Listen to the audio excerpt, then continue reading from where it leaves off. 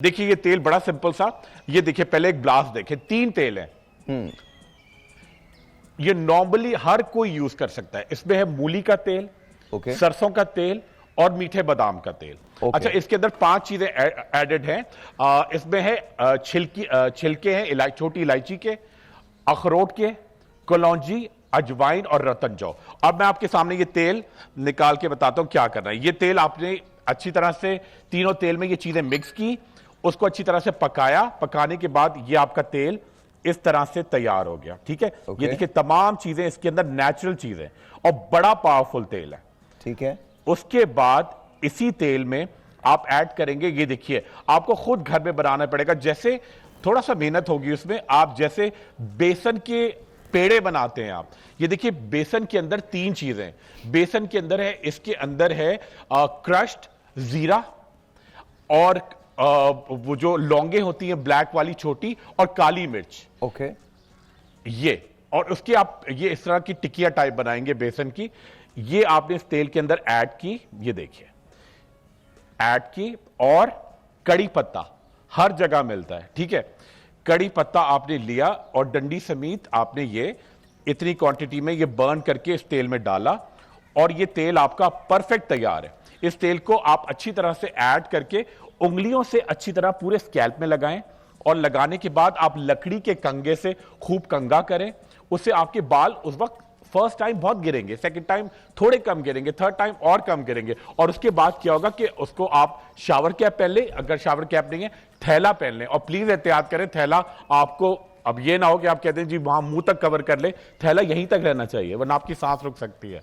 ठीक है, वो आपने लगाया और आधे घंटे के बाद फिर उसको निकालें, कंघी से रिफ्रेश करें, और 2 घंटे के बाद आप बिल्कुल सल्फेट फ्री ये शैम्पू है, इससे बाल धोएं। अच्छा, इससे झाग नहीं बनेंगे शायद, मगर जितना हम लोग समझते हैं जितना झाग बन रहा है अच्छी चीजें नहीं, आपकी स्कैल्प जितना प्लेन होगा आपको मजा नहीं आएगा, मगर आपके बालों को बड़ी जान देगा। अच्छा। इससे बाल धोएं। और फिर मैं आपको विटामिन बताता जाऊंगा, विटामिन खाएंगे, और खास तौर पे सर विटामिन अगर आप खाएंगे तो वो हेयर बूस्टर होना चाहिए, जिसके अंदर 5 चीजें बहुत इंपॉर्टेंट है। Biotin, magnesium, zinc, iron, okay, vitamin A and C, antioxidant भी होगा, और विटामिन बूस्टर ट्वाइस डे लें। आप देखिए 1 महीने में आपके बाल बड़े लस्ट्रस, बड़े हेल्दी, बड़े बाउंसी हो जाएंगे। दानिश जरा बैकग्राउंड देखना, बैकग्राउंड का देखिए। अच्छा डॉक्टर साहब ये बताइए, जैसे डॉक्टर साहब ने बताया तेल आप लगाएं और शैम्पू यूज़ करें, सल्फेट फ्री शैम्पू यूज़ करें, झाग नहीं बनते लेकिन स्कैल्प क्लीन हो जाती है, तो कितने अरसे के बाद शैम्पू चेंज करना चाहिए, एक बात। और क्या पानी की वजह से भी बाल गिरते हैं, क्या स्ट्रेस की वजह से भी बाल गिरते हैं, और आपके पास कौन से ट्रीटमेंट्स अवेलेबल हैं? अच्छा, coming on to your first part of question, जो आपने कहा कि शैम्पू कितना फ्रीक्वेंटली बदलना चाहिए, तो शैम्पू देखें, सल्फेट फ्री का एक हाइप शुरू हुई थी क्योंकि हम लोग फियर से लोगों को बहुत ज़्यादा डराते हैं ना, तो फियर से बहुत ज़्यादा we can catch as many people as we want to.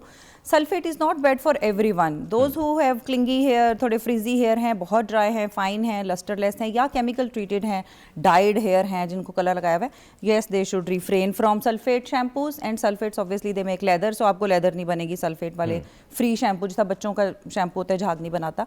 After 6 to 8 months आई से कि आपको शैम्पू चेंज कर लेना चाहिए। कितना? 2 दफा हफ्ते से ज्यादा शैम्पू करना ही नहीं चाहिए, चाहे सल्फेट है या नहीं है, all of them are chemicals, cleansing things हैं, तो 2 से ज्यादा शैम्पू करना ही नहीं चाहिए। आप बालों को वैसे धो लें, लेकिन आजकल देखें जैसे अभी उन्होंने कहा था स्ट्रेटनर बहुत ज्यादा यूज, हेयर प्रोडक्ट्स बहुत ज्यादा यूज होते हैं, तो अगर ये सब चीज यूज हो रही है तो फिर तो शैम्पू करना होगा ना? नहीं, फिर भी नहीं करना पड़ता, फिर भी नहीं करना पड़ता। अच्छा शैम्पू अगर आप यूज कर रहे हैं हफ्ते में 2 दफा, मैक्स 3 टाइम्स। मेरे हर प्रिस्क्रिप्शन में 3 टाइम से ऊपर मैं शैम्पू लिखती नहीं हूँ। मतलब क्या बालों को गर्म पानी से धोना चाहिए या ठंडे पानी? अच्छा, ये बड़ा इंपॉर्टेंट है। गर्म पानी से क्या होगा कि वो आपको लुक तो अच्छी आएगी, बाल स्ट्रेट हो जाएंगे। जैसे हम गर्म आयरन या वो स्ट्रेटनर वगैरह करते हैं, बाल अच्छे लगते हैं, सिल्की लंबे लंबे, पर वो डैमेज हो जाते हैं। वो आपका जो नेचुरल मॉइस्चर है वो भी ले जाता है गर्म पानी ना, तो हल्का गर्म पानी इज ओके, बट ज्यादा hot water no, a big no. अच्छा, सो अगर आपके पास कोई आता है एलोपेशिया के साथ, या बाल उसके वीक हो रहे हैं या गंजपन नजर आ रहा है, तो इस वक्त सबसे जो बेहतर ट्रीटमेंट है और जो अफोर्डेबल भी है वो कौन सा है? देखिए अगर तो nutritional sort of hair loss है जो इम्बैलेंस न्यूट्रिशन की वजह से या कमी की वजह से हुआ हुआ है, तो ऑब्वियसली हम इसको हेयर टॉनिक्स देंगे। आयरन, मल्टीविटामिन्स में तो ज़्यादातर लैब्स करा के देख लेती हूँ। विटामिन डी जो है ना आजकल वो बहुत ज़्यादा डेफिशिएंट है। 80% Pakistani population is deficient in vitamin D, जो कि अभी तक हमने डिस्कस नहीं किया इस प्रोग्राम में। Vitamin D deficiency is quite common, तो वो आप जरूर देख लें, अपने लेवल्स करा लें। विटामिन डी की वजह से भी बाल गिर सकते हैं ऑफ कोर्स, उसकी कमी की वजह से। Of course there are studies on it ना।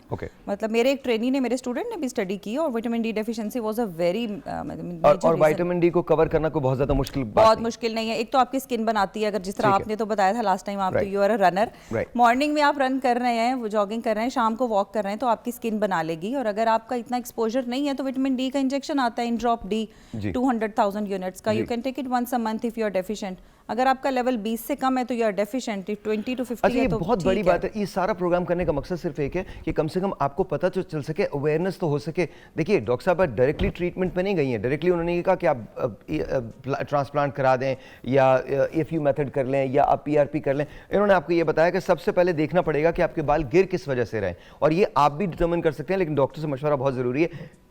एक टेलीफोन कॉल, एक्सक्यूज मी, एक टेलीफोन कॉल है, let's see who this is online. अस्सलाम वालेकुम जी। आपकी तबीयत कैसी है? जी अल्लाह का शुक्र, बिल्कुल ठीक ठाक। कौन बात कर रहा है? मैं दुआ बात कर रही हूँ कराची से। जी दुआ, बताइए क्या कहना चाहती हैं? मैं एक तो आपसे बात करनी थी, मुझे आपको सॉरी कहना था। थैंक यू, बहुत शुक्रिया। और ना, और आपकी दुआएं, अल्लाह ने आपको तंदुरुस्ती दे, बहुत शुक्रिया, अच्छी साथ जिंदगी दे, थैंक यू, और आपके साथ दिया। बहुत हाँ, मेरा मसला था कि मेरे बाल जो है ना बहुत हल्के हैं। बहुत हल्के हैं? हल्के से मुराद क्या है? आपके बाल बहुत गिर रहे हैं या गिर चुके हैं? गिरते भी हैं लेकिन हल्के बहुत है, बहुत ही हल्के हैं। मतलब अच्छा ठीक है, आपको किस तरह बताऊं? क्या उम्र क्या है आपकी? उम्र मेरी 40 साल। 40 साल। थैंक यू, बहुत बहुत शुक्रिया दुआ, बहुत शुक्रिया। मैं डॉक्टर खुर्रम से और डॉक्टर आयशा से पूछूंगा कि अगर ज़्यादा हल्के हैं तो उसके लिए क्या किया जा सकता है, लेकिन ब्रेक के बाद विल टेक अ ब्रेक। कल मेरे पास कुछ बच्चे आए हुए थे जो फिजिक्स में जिन्होंने मेडल्स लिए हैं, और कल के वो जो 2 ब्रेक्स थे वो मेरी जिंदगी के यादगार तरीन ब्रेक्स हैं। वो मैंने आपका प्रोग्राम देखा। अच्छा देखा, लाइव देखा कल, लाइव देखा था। Oh thank you. वो बच्चे इतने एलजीएस की बच्ची, और वो तो कहती मैंने तुक्के मारे ना, मुझे इतनी हंसी आई the way you laughed on it, तो मैंने कहा वाओ। नहीं सीरियसली, बिकॉज़ मुझे, लेकिन बाकी बच्चे माशाल्लाह सारे बहुत ज़्यादा, बहुत ज़्यादा। अच्छा, मुझे खुशी इसलिए होती है because since I am actually finishing up my PhD, और मेरा जो सब्जेक्ट है दैट्स आल्सो एस्ट्रोफिजिक्स, तो मुझे बहुत खुशी हुई कि पाकिस्तान में एक्चुअली बहुत प्रोग्रेस है, बहुत प्रोग्रेस है। डॉक्टर जमीला फातिमा ज़ेर, अस्सलाम वालेकुम जी, कैसी हैं डॉक्टर साहबा? Thank you very much. Of course doctor Wajiha Zer, अस्सलाम वालेकुम जी, कैसी हैं आप? ठीक ठाक हैं, बहुत बहुत शुक्रिया। सो डॉक्टर साहबा, आपसे शुरू करता हूँ मैं। हम रीज़न जानना चाह रहे हैं कि बाल गिरते कैसे हैं, वो हमने बहुत सारा उस पर बात की। एग्जैक्टली। मुझे ये बताइए कि अब बाल गिरना शुरू हो गए, बाल हल्के हो गए, एक कॉलर ने कहा था, मैं चारों से राय लूँगा, अब उस हल्के बाल को घना कैसे किया जाए, क्या कर सकते हैं उसके लिए? जैसे कि मैंने पहले भी बताया था कि बहुत सारी चीज़ें होती हैं। पहले तो रूट लेवल पे हम उसकी कोई डेफिशिएंसी है, अगर कोई विटामिन या मिनरल्स की डेफिशिएंसी हम उसको केटर करते हैं, और उसके बाद डिजीज़ को रूल आउट करते हैं। कोई हार्मोनल इश्यूज़ हो सकते हैं, जो पीसीओज़, पॉलीसिस्टिक ओवरीज, और बहुत सारे इश्यूज़ होते हैं जो रिलेटेड टू हार्मोनल इम्बैलेंस होते हैं। उनको उनकी बेस लाइन देखकर उनको रूट लेवल पे उसको क्योर करके देन अगर हमारे पास कोई रीज़न नहीं मिलता, कोई इडियोपैथिक, यानी कि इडियोपैथिक का मतलब है without any reason, without any cause,